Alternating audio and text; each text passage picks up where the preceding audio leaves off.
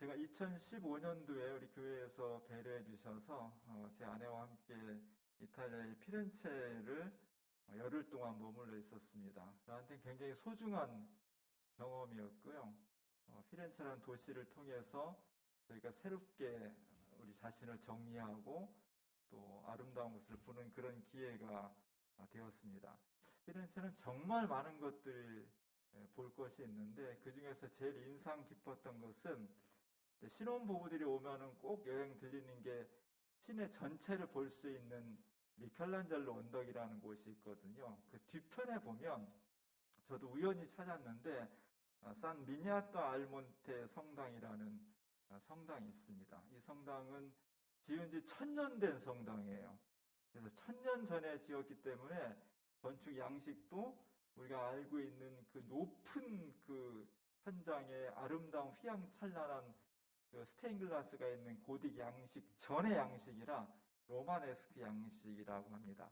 로마네스크 양식의 특징은 돌이 무거운 거예요. 무거운 걸로 짓다 보니까 창문이 별로 없고 또 햇빛이 별로 들어오지 않습니다. 그래서 딱 들어서면 일단 어두워요. 어둡고 서늘해. 그리고 안에 아치가 저렇게 규칙적으로 나와 있고요. 또 천장도 높지 않고 그렇게 높지 않고 나무로 평면으로 된 그런 건축입니다. 그리고 벽에는 프레스코화가 있지만 르네상스 시대처럼 그렇게 아주 완성된 멋지고 아름다운 프레스코화가 아니라 괜히 소박하고 색도 거의 다 바래가지고 1000년 됐으니까 뭐 그런 건축 양식이었습니다. 들어가 보면 굉장히 몸에 뭔가 와닿는 느낌이 있고요. 그리고 정말 저한테 좋았던 것은 그 앞쪽에, 그 성당 앞쪽에 있었던 한 200년 전쯤에 만들어진 공동묘지가 있습니다. 공동묘지는 굉장히 적막하고 또 슬픔이 가로놓여 있고요. 저곳에 앉아서 사람이 어떻게 사는 것인가, 사람의 존재란 무엇인가, 또 인생을 어떻게 바라봐야 되는지, 역사는 무엇인지, 뭐 이런 것들을 쭉 같이 느껴보는, 제가 한 서너 시간 동안 저기에 그냥 앉아 있었는데, 그냥 앉아 있는 것만으로도 좋아요. 그리고 한 9시, 10시 되면은 여기 석양이 이렇게 지거든요. 그 석양을 보러 수많은 사람들이 저 도시를 찾고 있습니다. 여기에 보면 공동묘지와 시내를 가르는 선이 있어요. 담장이 있고 그 선 안쪽에는 죽음의 공간이고요. 거기에는 어린아이로부터 노인에 이르기까지 청춘도 있고 수많은 사람들의 사연들이 각각의 무덤으로 묻혀져 있습니다. 그리고 저 선을 넘어서면 지지고 볶고 수많은 일들이 벌어지고 있는 일상의 공간이 펼쳐져 있습니다. 피렌체는 모든 길은 두오모 성당으로 통한다는 말이 있을 정도로 핵심 가장 중심에 두오모 성당이 있고요. 그 옆에 시청사인 베키오 궁이 높게 탑으로 되어 있습니다. 그리고 그 도시를 아르논 강이라는 강이 흐르고 있고요. 그 강 중간에 여러 개 다리가 있는데 가장 유명한 다리가 베키오 다리라고 거기에는 세계에서 가장 멋있는 금속 세공업자들이 가게를 쫙 펼쳐 놓고 있습니다. 그리고 맨 끝에 세계 3대 미술관 중에 하나인 우피치 미술관이 있어서 다 보려면 다리가 아플 정도로 수많은 작품들이 놓여져 있습니다. 저 거리를 500년, 600년 전부터 새로운 시대를 열기 위해서 수많은 사람들이 탐구하고 연구하고 뛰어다녔습니다. 우리가 잘 알고 있는 단테나 미켈란젤로나 갈릴레이나 마키아벨리나 사보나로나 뭐 이런 사람들이 저 도시에서 공기를 호흡하며 새롭게 뭔가 새로운 세상과 인생을 열기 위해서 뜨겁게 논쟁하고 탐구하면서 거기서 발행된 역사 문화가 이후 서구 역사를 새롭게 펼쳐가는 근대라는 것을 열었고 우리는 지금 서구의 근대를 따라가면서 살고 있는 것입니다. 피렌체라는 도시는 도시 자체가 문화도시예요. 그래서 세계 문화유산이고요. 가보면 골목마다 수많은 그 건물들이 500년 이상 된 건물들이 굉장히 많이 있습니다. 그래서 도시 전체가 내가 마음대로 건물을 지을 수도 없고요. 내가 마음대로 기와장 하나 바꿀 수가 없습니다. 그렇게 도시 전체가 규제를 하고 있고 그래서 잘 보존되어 있는 그런 도시입니다. 건물의 수명은 첫 번째는 터를 잘 잡아야 되고요. 두 번째로 중요한 것은 재료가 중요해요. 재료를 뭘로 쓰느냐에 따라서 건물이 오래 갈 수도 있고 쉽게 무너질 수도 있습니다. 근데 서양 중세 건물들의 대부분은 다 돌로 졌기 때문에 굉장히 무거워요. 묵직한 건물들이 많고, 그러다 보니까 창문을 넓게 낼 수가 없어서 지금도 이태리나 프랑스 이런 데 가면은 창문이, 우리는 이렇게 옆으로 되어 있잖아요. 거기는 이렇게 세로로 되어 있습니다. 그래야만 창문이 좁아서 돌의 하중을 잘 견딜 수 있기 때문입니다. 그런 것에 비하면 중국이나 한국이나 일본 같은 동북아시아의 건축물들의 재료는 돌보다는 나무, 흙, 풀, 집 이런 걸로 많이 지었습니다. 돌이 별로 많지 않았고요. 우리나라는 산이 많아서 돌이 많긴 한데 옛날에는 그 좋은 돌들을 캐낼 수 있는 기술이 없었기 때문에 그냥 드러나 있는 돌들을 쓰다 보니까 대부분 다 화강암을 썼던 거죠. 화강암이 어떤 거 아시죠? 오툴도툴한 돌인데 엄청나게 딱딱합니다. 가공이 잘 안 되는 거예요. 그 대신에 나무는 쉽게 구해서 그걸 가지고 가공이 쉬웠기 때문에 우리나라는 주로 나무나 흙집으로 이렇게 집을 많이 졌죠. 그러다 보니까 집은 굉장히 가공하기 쉬웠는데 치명적인 약점은 불이 난다든지 아니면 습기가 찬다든지 아니면 곤충이 막 갈고 이런 데서 굉장히 취약하게 된 거죠. 그러다 보니까 500년 전 이상 된 건물들이 우리나라에도 있긴 있지만 그렇게 많지가 않게 된 겁니다. 그리고 근대화 산업화를 이루면서 우리는 모두 다 나무나 흙보다는 콘크리트와 철근으로 만든 건물들, 숲에서 호흡을 하고 있는 겁니다. 오래된 도시에 가면 그곳의 역사를 발견하게 되고요. 오래된 곳에 가면 그곳이 얼마나 많은 과정을 거쳐서 오늘까지 존재하고 있는가를 느끼게 돼요. 나이를 먹으면서 부모님이 그리워지는 때가 있습니다. 마찬가지로 도시도 국가도 그것에 수백 년, 수천 년을 겪어온 사람들의 발자취와 호흡을 느끼고 그리워하는 것 같습니다. 오래 지키는 것, 그 자리를 오래 지키는 것들은요, 사람이나 건물이나 나무나 모든 것들이 다 소중한 거예요. 그곳에 오늘 내가 있기까지의 과정들이 그곳에 숨어 있기 때문입니다. 오늘 본문의 말씀에서 고린도 교회에 사도 바울이 하나님의 말씀을 잘 증언을 하고 있습니다. 고린도 교회는 바울이 AD 한 50년대 개척을 한 거니까, 교회니까 2000년 정도 전에 개척을 한 교회입니다. 바울은 세계 선교를 해서 온 힘을 다해서 복음을 전했고요. 그 결과로 교회들이 여기저기에 많이 쓰게 되었습니다. 근데 오늘 같으면 바울이 고린도 교회를 개척하고 그 교회가 완전히 설 때까지 열심히 목회를 했으면 사상적으로 또 교회 사람들이 양육하는 것이나 재정이나 모든 것이 다 안정이 되었겠죠. 근데 사도 바울은 한 곳에만 복음을 전할 수 있는 그런 사명이 아니었기 때문에 온 유럽을 다 다니면서 복음을 전해야 됐으니까 교회 개척하고 얼마 있다가 교회를 떠날 수밖에 없었던 것입니다. 2000년 전에는요, 기독교 신앙이 뭔지를 정립이 안 돼 있었습니다. 성경도 없었고요. 그리고 무엇이 기독교 신앙인지 체계화된 게 없었습니다. 교회가 뭔지, 예배는 어떻게 드려야 되는 것인지, 성례제는 어떻게 되는 것인지, 세례는 어떻게 줘야, 이런 것들이 잘 정립이 안 돼 있었기 때문에 초대교회는 신앙적으로, 교리적으로 많이 혼란해 있었습니다. 그리고 바울이 다른 곳으로 떠나버렸으니까 그 교회에 남은 사람들의 신앙이 아직 체계가 안 서 있었던 거죠.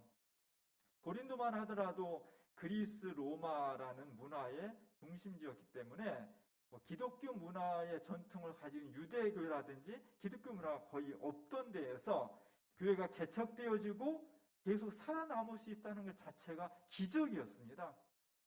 이런 교회를 향해서 오늘 사도 바울이 편지를 쓰고 있는 거예요.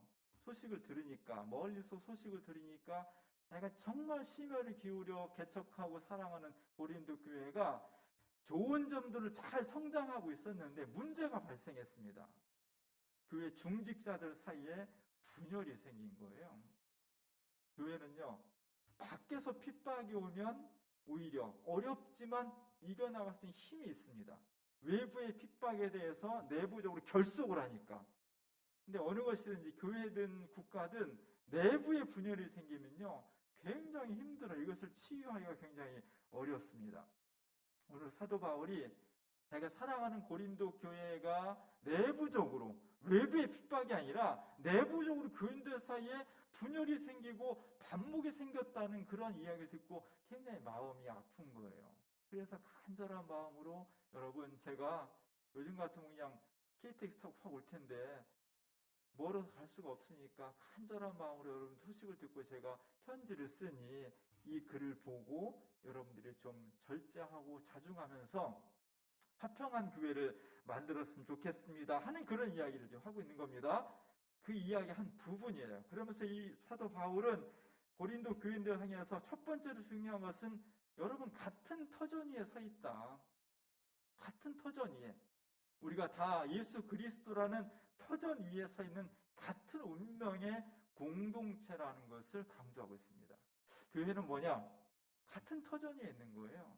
우리가 지혜로운 건축자로서 개인의 인생에 집을 짓고 가정을 짓고 교회와 역사를 지어가는 과정에 있는데 터전이 중요해요. 터전이 흔들려 버리면요, 요즘 지하수가 막 너무 개발이 되고 지하로 너무 많은 걸 지어가지고 건물들이 막 붕괴하고 싱크홀이 생기고 막 그러잖아요. 그런 것들은 다 터전이 흔들리기 때문이에요. 터전이 흔들리는 것은 대단히 위험한 겁니다. 터전이 든든해야 돼.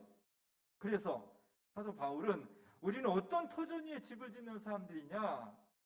돈이나 권력이나 이런 것이 아니라 예수 그리스도의 터전 위에 집을 짓는 공동의 운명체입니다. 여러분은 같은 운명체입니다.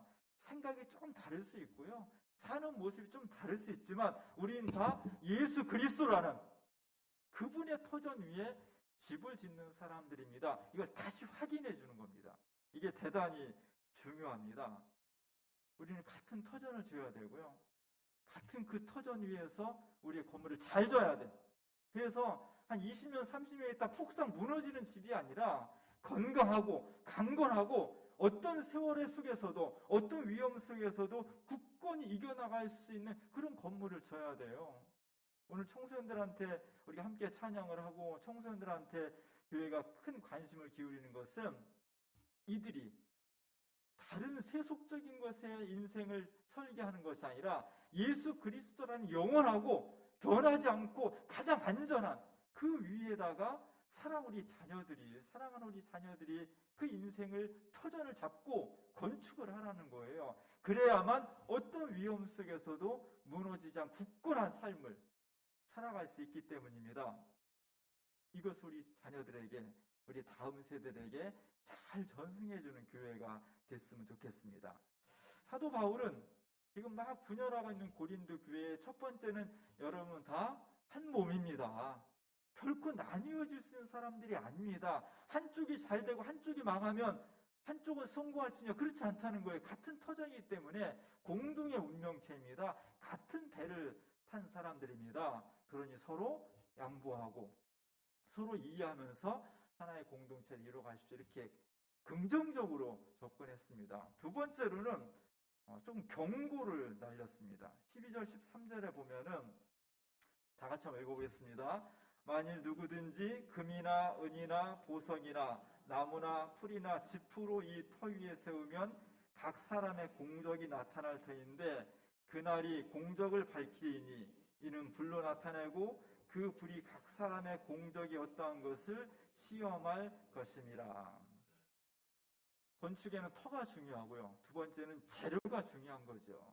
근데 어떤 재료로 건축을 하느냐에 따라서 건축의 모양과 기능이 달라지는데 어떤 사람은 나무나 풀이나 지푸로 자기 집을 짓는 사람도 있고요. 어떤 사람은 금이나 은이나 보석으로 집을 짓는 사람도 있다. 이렇게 구분하는 겁니다.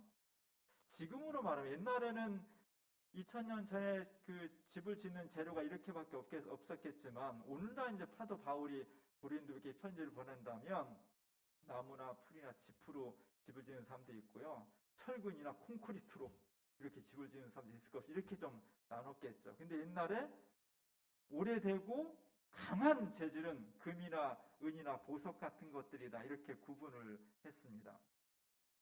나무나 풀이나 짚은 보존하기 어렵겠죠. 여러 가지 어려움 속에서 오랜 세월을 견디기가 어렵습니다. 그럼에도 불구하고 우리가 어떤 집을 짓냐가 중요할 때 오래 견딜 수 있는 어떤 위험 가운데서 흔들리지 않고 굳건히 자기를 지킬 수 있는 재료로 집을 지어야 된다는 것이 대단히 중요해요. 우리는 모두 다 하나님으로부터 구원을 받은 사람들입니다. 지금 고린도 교회 사람들은요, 신앙인과 비신앙인의 차이가 아니에요. 다 열심히 있는 사람들이에요. 그 사람들이 서로 어떤 문제로 싸우고 있는 겁니다. 그래서 사도 바울이 말하기를 여러분 다 구원은 받은 사람들이에요. 다 예수를 믿으니까 예수님 위에 터전을 짓고 있는 사람들이니까 다 구원을 받을 겁니다. 근데 문제는 어떻게 어떤 모습으로 구원을 받느냐가 중요하다는 거예요. 주님을 위해 터전이 있는 사람은 다 구원을 받을 것이 똑같지는 않다는 겁니다. 우리가 대학교에서 과목을 신청해 수강을 하면 제일 나쁜 학점이 뭐예요? F학점이죠. F학점은 그 과목을 이수를 하지 못한 거예요. 다시 들어야 돼. 빵꾸난 거죠. 다시 들어야 되는 거죠. 합격한 사람이 다시 들을 필요 없는 사람도 있어요. 그런 사람들을 학점을 또 나눠요. A+부터 D-까지. 합격을 했지만 A+로 합격하는 사람하고 D학점으로 패스한 사람하고는 똑같지가 않다는 겁니다. 그래서 오늘 사도 바울이 이런 이야기를 하고 있습니다. 만일 누구든지 그 위에 세운 공적이 그대로 있으면 상을 받고 누구든지 그 공적이 불타면 해를 받으리니 그러나 자신은 구원을 받되 불 가운데에서 받은 것 같으리라. 이게 어렵게 번역을 했는데요. 우리가 다 구원을 받는데 등급이 따라 다르다는 거예요. 맨 끝에 그러나 자신은 구원을 받되 불 가운데서 받은 것 같으리라. 이 말은 지금 우리말로 하면요. 구원을 받았지만 간신히 구원을 받았다는 거예요. 합격을 했는데 패스는 했는데 그래도 A 학점이나 B 학점 정도로 패스를 해야 되는데 간신히 턱걸이로 D 학점으로 패스를 했다는 겁니다. 구원을 받았는데 가까스로 구원을 받았다는 거예요. 이것은 부끄러운 구원이 되겠죠. 당당하지 못한, 아름답지 못한 구원을 받게 된다는 겁니다. 우리가 재료를 든든한 금은 보석이 아니라 나무나 풀이나 짚으로 하면 건축은 되겠지만 구원은 받았겠지만 그러나 하나님께서 보실 때 그것이 영원하지 않다는 겁니다. 왜냐하면 불로 시험을 하게 되니까. 우리나라 대통령이 잘 쓰는 용어를 하면 쪽팔리는 구원을 받는다는 거예요. 구원은 받지만 우리가 그렇게 해야 되겠냐는 거죠. 오늘 고린도 교인들한테 사도 바울이 여러분들이 다 그리스도 예수 위에 건축을 하는 터전 위에 집을 짓는 사람들이니까 구원을 받을 것입니다. 그런데 하나님께서 마지막 날 우리 심판하실 때 불로 심판하실 텐데 나무나 풀이나 짚으로 만든 거는 다 타버릴 거 아니에요. 거기서 오래 살아남고 건재하려면 금이나 은이나 보석, 오늘 우리로 하면 철근 콘크리트로 집을 지어야 아름다운 구원을 받지 않겠습니까? 이런 권면을 하는 겁니다. 오늘 우리가 하나님께 구원을 받되 부끄러운 구원이 아니라 정말 아름답고 자부심 있고 당당한 구원을 받아야 돼요. 그걸 어떻게 해야 되는 거냐? 구약성 열왕기상에 보면은 솔로몬이 성전을 건축합니다. 다윗이 그렇게 아름다운 성전을 건축하고 싶었지만 못했어요. 그리고 솔로몬이 성전을 건축하고 아주 감동에 젖어서 성전을 봉헌하면서 이렇게 기도를 합니다.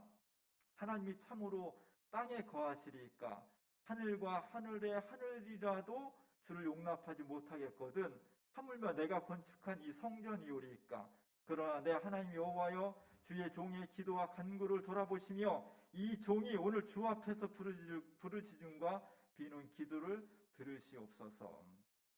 솔로몬의 성전은 지금 남아있지 않습니다. 그러나 기록된 것에 의하면 솔로몬의 성전이 휘황찬란했다는 거예요. 너무 아름답고 고급스럽고 많은 사람들이 탄성을 자아내는 그런 성전이었다는 겁니다. 그걸 지금 봉헌하면서 솔로몬이 기도하는 것이 하나님 우주를 만드신 분인데 그 하나님이 지금 내가 아무리 크게 졌다고 해도 이 성전에 들어오시겠습니까? 그냥 상징적으로 하는 거지. 정말 중요한 것은 이 건물이 아니라 제가 이 앞에서 이 성전에 들어와서 하나님이 계시다고 믿고 드리는 부르짖음과 비는 기도를 들어주십시오. 그것이 솔로몬의 기도의 내용이었습니다. 정말 중요한 것은 신앙에서 정말 중요한 것은 하나님을 경배하고 기도하는 것이 중요하지 손으로 만질 수 있고 눈으로 볼 수 있는 그것이 아무리 금은 보화인들 그것이 중요한 것은 아니라는 것입니다. 솔로몬이 성전을 지은 것은 하나님을 사랑하기 때문이에요. 그 사랑의 표현 방식이 기도하고 주님을 사랑하는 그런 마음이 있고 두 번째는 그 마음이 표현돼서 물질로 표현될 수 있는데 우리의 신앙이 자꾸만 자칫 잘못하면 형식주의죠. 형식으로 흐를 가능성이 있다는 겁니다. 그것을 배격해야 된다는 거예요. 진정한 신앙은 눈에 보이는 것이 아니라 손에 잡을 수 있는 것이 아니라 우리의 마음속에서 우러나오는 이 신앙과 사랑과 열정을 어떻게 잃어버리지 않고 꾸준히 가질 수 있느냐가 대단히 중요하다는 것을 솔로몬 이야기를 하고 있는 겁니다. 사도 바울의 말도 똑같은 거예요. 도대체 우리가 구원받을 때 정말 자신 있고 아름다운 구원을 받기 위해서 금과 은과 보석으로 그 집을 지으라는 게 뭐예요? 다 금, 폐물 다 갖다가 집을 져야 돼? 그런 건 아니잖아요. 우리가 진심을 다해서 변하지 않는 믿음과 마음으로 내 신앙의 건축을 지을 때 그것이 중요한 것이고 오늘 솔로몬에 비하면 아무리 아름다운 성전을 지었다 한들 그곳에 하나님이 거하시는 것이 아니라 우리의 마음으로 정말 주님께 기도하고 하나님을 사랑하고 그 마음이 변치 않도록 하는 것이 소중하다는 것입니다. 하나님의 인간의 가장 큰 차이점은 뭘까? 물론 능력도 차이가 나고 여러 가지 차이가 나겠지만 제가 생각할 때 하나님과 인간의 가장 큰 차이는 하나님은 인간의 마음을 꿰뚫어 보시는 분이고요. 우리는 부모 자식 사이에도 또는 부부 사이에도 또 가장 절친한 친구들 사이에도 인간의 마음을 꿰뚫어 볼 수가 없다는 거예요. 10길 물속은 알아도 한 길 인간의 마음속은 알 수가 없다는 겁니다. 그래서 사람은 다른 사람의 진심을 알 수가 없어요. 그러다 보니까 인간 살아가는 속에서는 결과주의예요. 그의 마음과 의도가 무엇이었냐가 중요한 것이 아니라 결과가 어떻게 됐냐가 중요한 겁니다. 그래서 과실치사라는 게 있어요.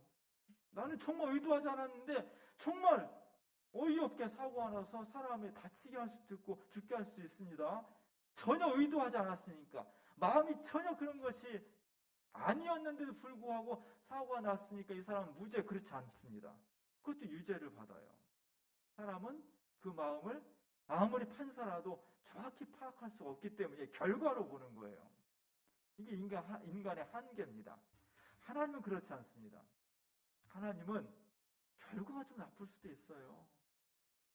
그러나 그 마음이 정말 그 마음에서부터 하나님을 진심으로 사랑하고 그 말씀을 살려는 의지가 확고하고 잘 될 수도 있고 안 될 수도 있죠. 사람은 그걸 파악하지 못하지만 하나님은 완벽하게 우리의 마음 중심을 꿰뚫어 보시는 분이기 때문에 내가 좀 부족해도 결과가 잘 안 나와도 하나님의 판단 기준은 의도와 마음이에요. 인간은 결과로밖에 판단할 수밖에 없지만 하나님은 의도와 마음을 더 중요시합니다. 그래서 이 관점이 인간의 신앙이 율법주의, 형식주의로 잘못 왜곡되는 것을 막아주는 거예요. 우리가 어떻게 하나님 앞에 영원한 재료로 집을 지을 수 있을까? 끊임없이 우리 자신의 마음을 돌아봐야 돼. 주일날 되면은 아침에 일어나자마자 오늘 교회를 갈 것인가 말 것인가를 가지고 고민하면 안 돼. 당연히 가야지. 그것이 체질화돼야 되고요. 습관이어야 돼. 주일 아침 딱 일어나면 당연히 일찍 일어나서 준비해서 교회로 가는 것이 당연시 돼야 돼. 단 신앙이 습관화돼야 되지만 이게 습관화가 돼서 아무런 감흥이 없으면 안 된다는 거예요. 이게 위험성이에요.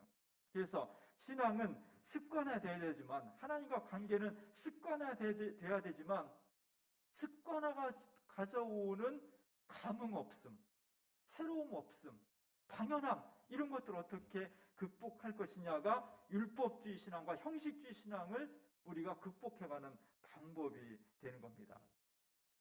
이것이 영원한 것으로 짓는 거예요. 진심 어린 하나님과의 관계, 나의 마음속에서 우러나오는 사랑의 회복, 이것이 중요합니다. 그게 뭐냐? 그건 우리가 하나님 앞에서 끊임없이 자기를 성찰해가는 거예요. 율법적인 신앙, 기계적인 신앙, 또 자기 나름대로 어떤 규칙을 정해서 하는 것이 중요한데 그것이 그냥 흔해 빠진 관습에 빠지지 않도록 끊임없이 자기를 성찰하는 겁니다. 하나님 앞에서 기도하고 말씀 앞에 서서 찬송 부르며 내 자신의 마음이 내 결과는 이렇게 행동은 그렇게 하지만 이것이 진심 어린 행동과 삶이 될 수 있도록 끊임없이 내가 하나님 앞에서 자신을 들여다보는 겁니다. 이게 훨씬 어렵습니다. 이런 신앙생활을 할 때 이것이 부끄러운 구원이 아니라 집은 집이지만 쉽게 타버리거나 습기에 약한 나무나 흙이나 이런 것을 짓는 집이 아니라 어떻게 변해도 세월이 흘러가도 오래 견딜 수 있는 불이 나도 잘 타지 않는 금은 보석으로 짓는 집과 같은 그런 신앙이 되는 겁니다. 오늘 우리가 구원을 받은 사람들인데 귀한 구원 받는 거 부끄러운 구원이 아니라 아름다운 구원, 감동적인 구원, 우리 모두가 다 감사할 수 있는 영원한 구원을 받았으면 좋겠습니다. 그것은 형식과 관습이 중요하긴 하지만 그것을 끊임없이 내 마음의 진정성으로 넘어서려고 하는 하나님 앞에서 자기 성찰, 그리고 십자가 부활 앞에 자기를 끊임없이 들여다보고 참여하면서 새롭게 자신의 존재를 만들어가는 그런 자세를 견지하는 것이 대단히 중요합니다. 오늘 사도 바울이 고린도 교회 교인들한테 그런 이야기를 하고 있는 겁니다. 다 중직자들이에요. 초신자가 아니라 다 중직자들입니다. 그래서 그들은 신앙의 일단 형태가 딱 고정된 사람들이에요. 그런 사람들을 향해서 여러분 나무나 짚으로 집 짓지 말고 진짜 영원한 곳으로 집을 지읍시다. 그것은 우리 스스로가 하나님 앞에서 끊임없이 우리 자신을 들여다보면서 하나님이 원하시는 방향으로 우리 스스로를 만들어가는 것, 마음과 신앙 고백으로부터 오라오는 삶이 너무나 소중하다는 것을 이야기하고 있습니다.